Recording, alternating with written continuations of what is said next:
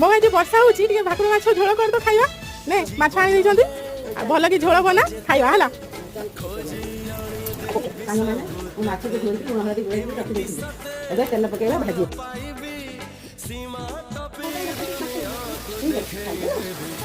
ମସଲା ସୁଧାରିବାକୁ ଯାଉଛି। ଏବେ ଆମେ ପିଆଜ ପକେଇବା ଲଙ୍କା ଗୁଣ୍ଡ ଦେବା ତାପରେ ଟମାଟୋକୁ ମୁଁ କାଟି ଦେଇଥିଲି ଏବେ ଟମାଟୋ ପକେଇବା ଟମାଟୋ ପକେଇ ପୁଣି 5 ମିନିଟ୍ ବସିବା। ଏବେ ଆମେ ଆଳୁ ପକେଇବା ମୁଁ ଭାଜିକି ରଖିଦେଇଥିଲି ଏବେ ଆଳୁ ପଡ଼ିଲା 5 ମିନିଟ୍ କଷା ହେବ ପାଣି ଦେବା ପାଣି ଫୁଟିଲେ ତାପରେ ମାଛ ପଡ଼ିବ ପାଣି ଏବେ ପୁରା ଫୁଟିଗଲାଣି ଏବେ ମାଛ ପକେଇବା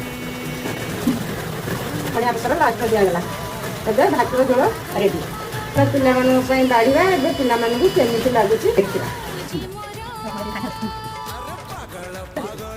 ବର୍ଷା ପାଗକୁ ଗରମ ଭାତ ତା ସାଙ୍ଗରେ ଭାକୁର ମାଛ ଝୋଳ ପୁରା ମଜା ଆଉ।